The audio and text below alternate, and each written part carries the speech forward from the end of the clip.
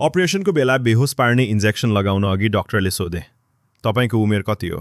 महिलाले मुस्कुराउँदै भनिन्, 28 वर्ष। डाक्टर फेरि शङ्कालु आवाजमा, पक्का हो? तपाईको उमेर त्यही हो त? किनभने म तपाईको उमेर अनुसार इन्जेक्सनको डोज दिनेछु। महिला अलिक सोच्दै, ठिक छ, 32 वर्ष।